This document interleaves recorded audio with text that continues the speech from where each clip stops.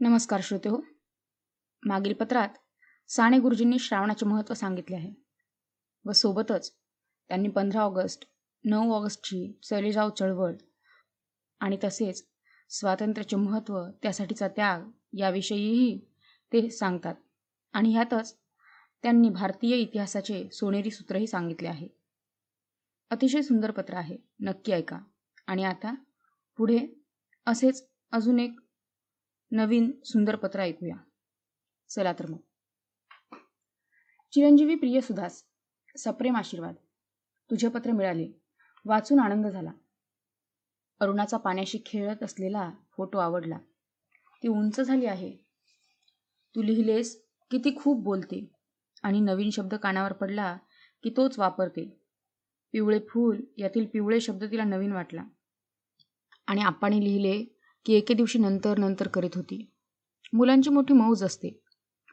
तुमच्या बोर्डीला मशालींची मिरवणूक वगैरे कार्यक्रम होता. तू सभेला मिरवणुकीला गेली होतीस का? दिवस तर भराभरा जात आहेत. श्रावण महिना संपून भाद्रपद सुरू झाला. श्रावण महिन्यात अनेक सण, अनेक व्रते, श्रावण सोमवारी, श्रावण शनिवारी, अनेकांचे उपवास, जीवतीची पूजा.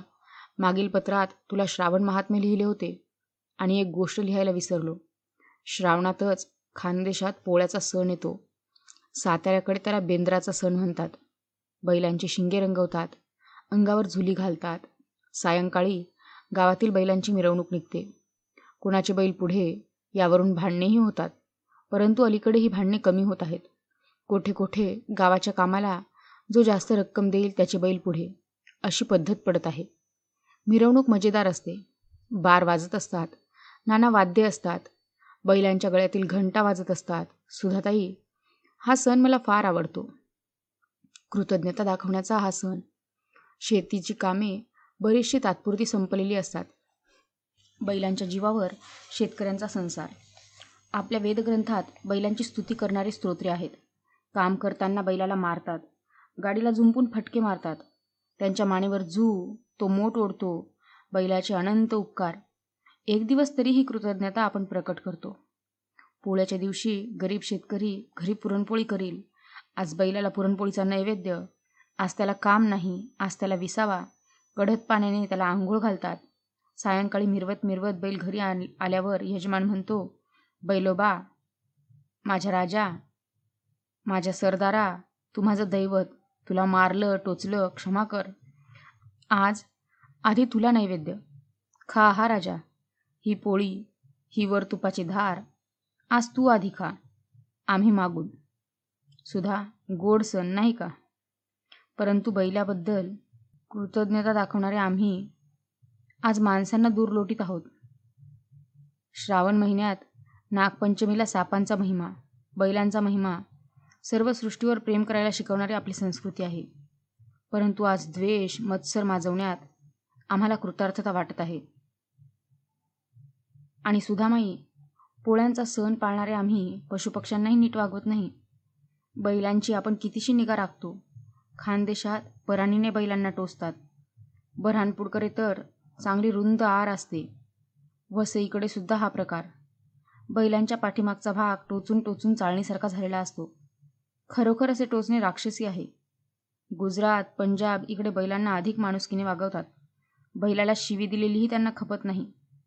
खरोखर ज्या मुक्या प्राण्यांपासून आपण अपार सेवा घेतो त्यांना सहानुभूतीने आपण वागवले पाहिजे. वामन भटजींची गाय ही गोष्ट तू वाचली असशील. मुके प्राणीही प्रेम ओळखतात, त्यांचा तळमळाट घेऊ नये. काही बैल किती सुंदर दिसतात. कृष्णाकाठचे बैल, एक रंगी, एक शिंगी, त्यांना बघत राहावे असे वाटते. ते मोठे कोहळे, शिंगात बसवलेल्या शेंब्या, गळ्यात साखळ्या, किती रुबाबदार, उमदा दिसतो बैल. त्यांच्या डोळ्यांकडे मी लहानपणी बघत राहायचा. ते निळे काळे गंभीर डोळे, जणू डोहच. सुधा, तू गाई बैलांचे डोळे कधी पाहिले आहेस? खानदेशात बैलांच्या अनेक गोष्टी, पोळ्याच्या सणाच्या दिवशी उपवास करणाऱ्या बैलांच्या दंतकथा आहेत. माझे एक मित्र श्री कोलारकर मास्तर होते. ते सांगत की त्या दिवशी त्यांचा बैल काडीसही स्पर्श करीत नसे. आज पोळा हे त्या बैलाला कसे कळे? का पोळ्याचा सण करता? परंतु नेहमी तर आम्हाला छळता, असे मनात येऊन एखादा स्वाभिमान बैल उपवास करीत असे. खानदेशात नंदीचे खेडेगाव म्हणून पाचोरा तालुक्यात एक गाव आहे. त्या गावातील व्रती बैलाचे तेथे स्मारक आहे. या राष्ट्रातील बैलसुद्धा व्रती होते. आणि ती अमळनेर जवळच्या डांगरी नावाच्या नाग्याची गोष्ट तुला माहीत आहे का? एक बाई बाळंत झाली. तिला नागच झाला. तो घरात वावरे. भावावर त्या नाग्याचे फार प्रेम. भावाच्या पाठोपाठ शेतावर जाई. भावाजवळ पाटावर वेटोळे करून बसे. दूध पी. एकदा भाऊ गावाला जात होता. नाग्याला म्हणाला, नाग्या, मी येईन 8 दिवशी. पोटभर दूध पीत जा. 8 दिवस झाले, परंतु भाऊ आला नाही. नाग्या दारात बसून वाट पाही. तो दूध पिईना, पाणी पिईना. आई म्हणाली, भावावर एवढं प्रेम तर जा त्याला बोलवून आण. नाग्या घरातून बाहेर पडला. सळसळ करीत रस्त्याने चालला. रात्र झाली तरी नाग्या जातच होता. तिकडून भावाची गाडी येत होती. नाग्या आपल्याच विचारात दंग. भावाची गाडी त्याच्या अंगावरून गेली. नाग्या चिरडला गेला. भाऊ घरी गेला. नाग्या सामोरा आला नाही. आई, नाग्या कुठं आहे? त्याने विचारले. अरे, तुलाच शोधायला गेला, ती म्हणाली. हातात कंदील घेऊन भाऊ बाहेर पडला. नाग्या हाका मारीत होता. तो वाटेत नाग्याचे तुकडे दिसले. भावाला अपार दुःख झाले. दगडी नाक करून रस्त्याच्या कडेला त्याने बसवला. रोज तो तिथे दूध नेऊन ठेवी. सुधाताई, अशा खानदेशातील गोष्टी. या भारतभूमीत व्रती बैल जन्मतात. माणसांवर प्रेम करणारे नाग निपजतात. परंतु माणसावर प्रेम करणारी माणसे का निपजू नयेत? श्रावण महिना संपला. पावसाचा भर ओसरला आहे. परंतु पाऊस हवा आहे. शेते सुकली. भाते पसवायची ही वेळ. खाचरात पाणी नसेल तर कसे होणार? जुन्नरकडे बाजऱ्या जळून गेल्या. खानदेशातही पाऊस नाही. कसे व्हायचे? सारे जीवन पावसावर अवलंबून आहे. तुला बिरबल बादशहाची ती गोष्ट माहीत आहे? अकबराच्या राणीचा एक आप्त होता. राणी म्हणाली, त्याला मोठी जागा द्या. अकबर म्हणाला, त्याची परीक्षा घेईन. अक्कल असेल तर देईन जागा. दरबार भरला. अकबराने त्या मेहुण्याला विचारले, नक्षत्रांतून पावसाची 10 नक्षत्र वजा केली तर बाकी काय ठरेल? मेहुणे म्हणाले, मी का लहान मूल आहे, असे प्रश्न विचारता ते? अहो, 17 नक्षत्र उरतील. अकबर म्हणाला, चूक. बिरबल, तुम्ही सांगा. बिरबल म्हणाला, 0. अकबर म्हणाला, बरोबर. दरबारी लोक कुजबुजू लागले. तेव्हा अकबर बिरबलला म्हणाला, त्यांना ही वजाबाकी समजून द्या. बिरबल म्हणाला, पावसाची नक्षत्र वजा केली, दूर केली तर जगात काय उरेल? पाऊस पडणार नाही, शेते भाते पिकणार नाहीत, सर्वत्र मरणकळा येईल, शून्याकार होईल, हाहाकार होईल. पाऊस नाही म्हणजे काही नाही. परंतु उकाडा होत आहे. काल रात्री विजा चमकत होत्या. जरा गडगडलेही.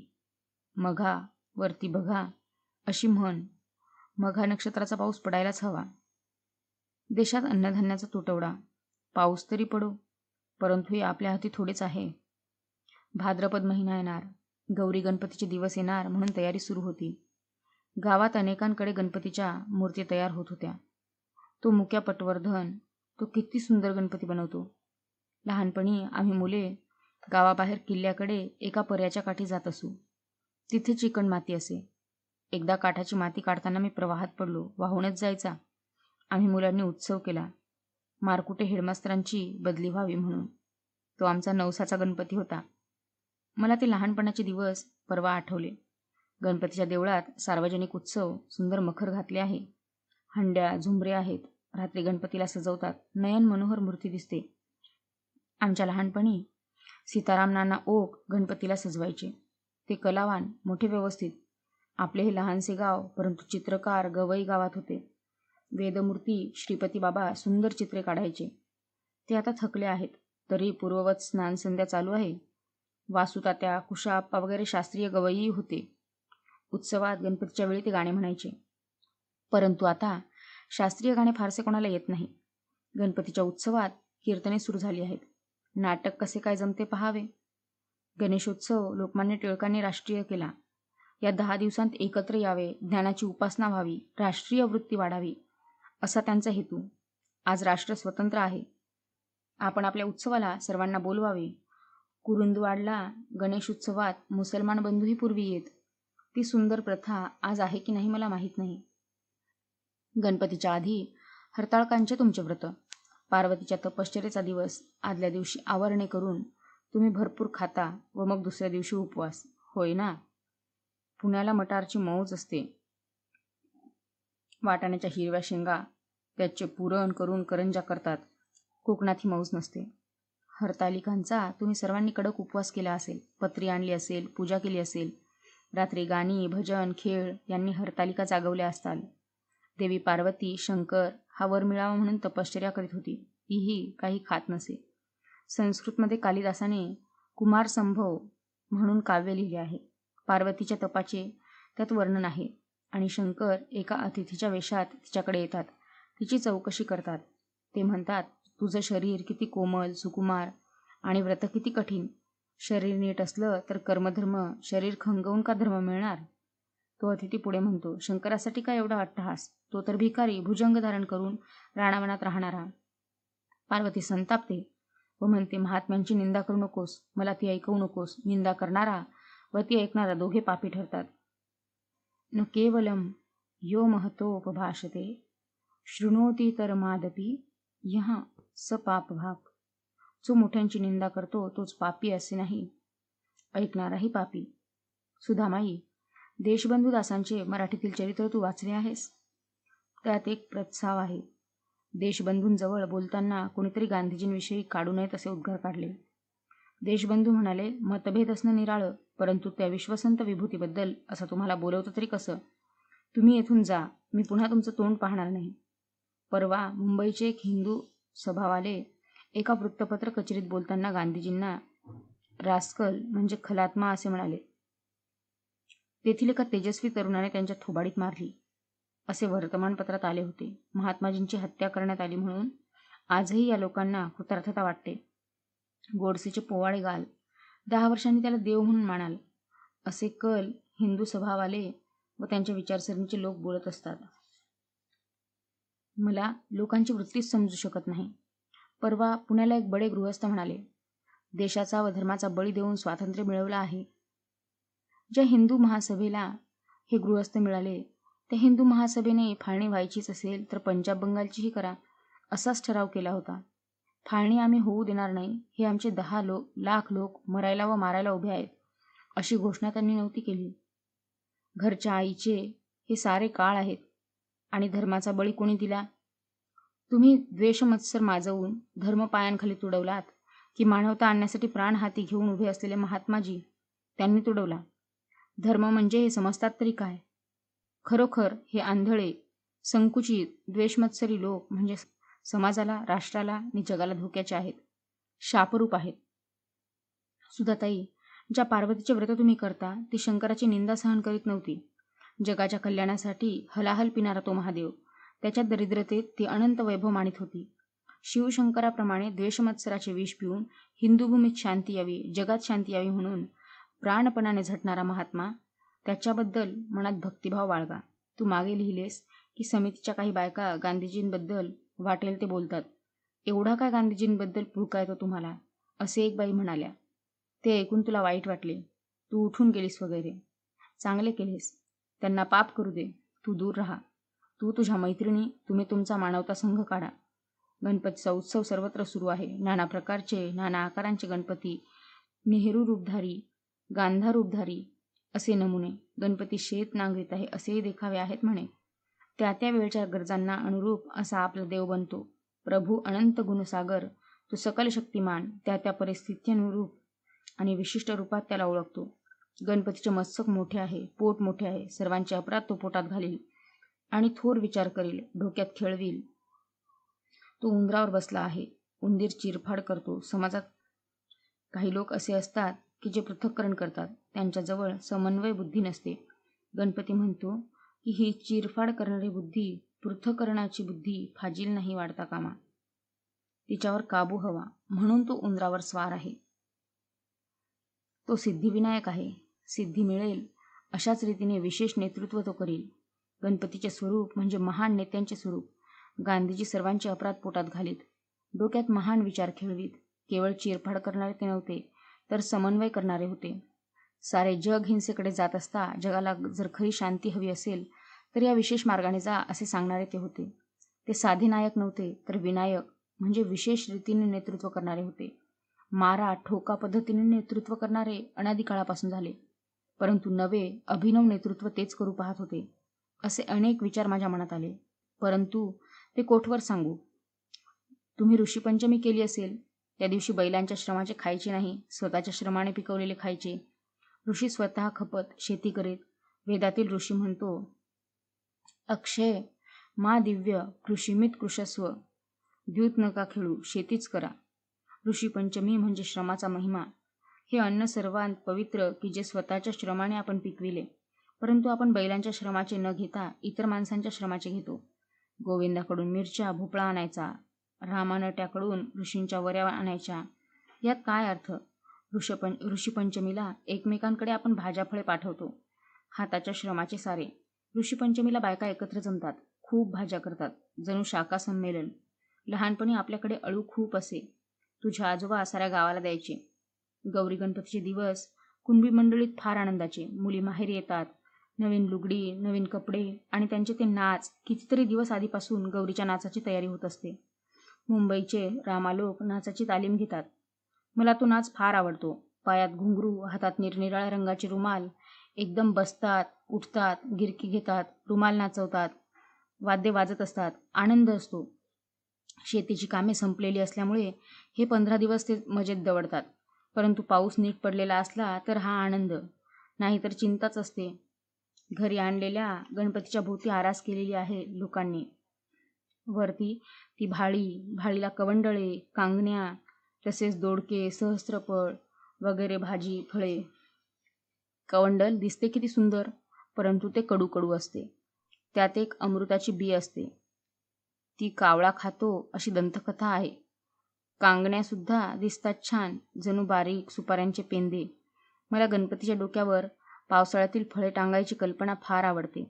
जे आपण पावसाळ्यात निर्मिले त्याची सजावट उपयुक्त, तेच सुंदर. असे दिवस जात आहेत. गावात दूध दुभते आहे, चारा भरपूर आहे.